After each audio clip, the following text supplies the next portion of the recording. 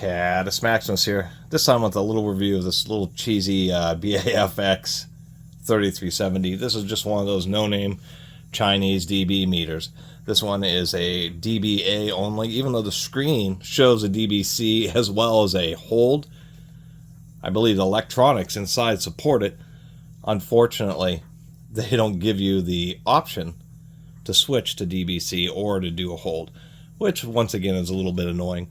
One thing that we'll see here is there's this little dot, and that is just a simple light sensor, and that's kind of what attracted me to this, is it actually has a backlight.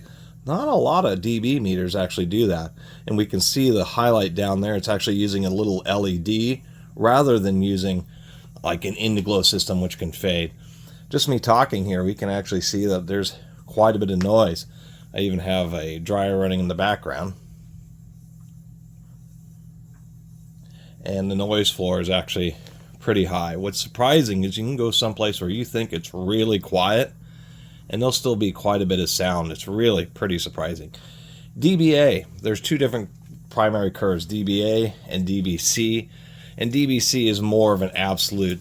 What these measure is around 20, 25 hertz, 30 hertz or so, up to around 10 kilohertz. Takes real special ones to do high frequency dB or sound measurements. And then there's what they call weighting or equalizations. dBA is how the human ear perceives sound.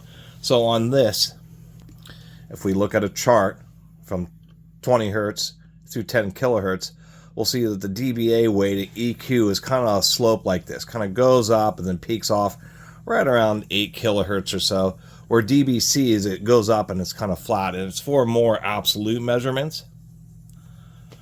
Where this is, dBA is more for, I guess, occupational safety, to tell if you're risking hearing damage, which is a big deal about getting one of these meters, how loud is something really.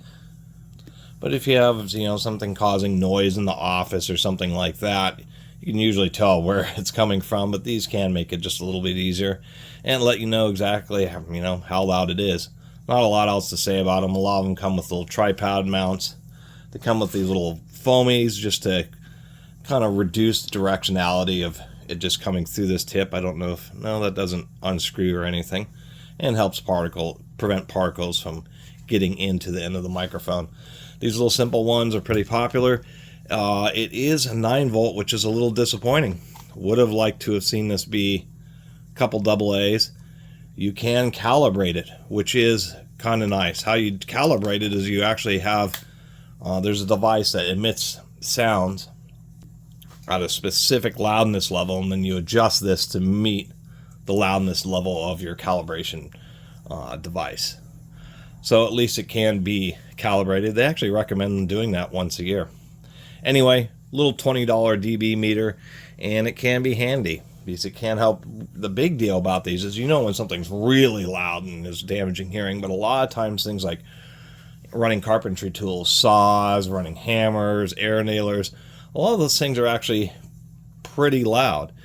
And even though you seem to be able to handle it just fine doing a cut here or there, what can cause a lot of hearing damage is caused by at the threshold of pain or at the threshold of causing damage, and then repeated exposure right at that threshold rather than a really loud explosion causing instantaneous damage. And so it's actually a pretty big deal. Do you want to protect your hearing? Just like wearing safety glasses. Anyway, just wanted to make a little video about this. Thanks for watching.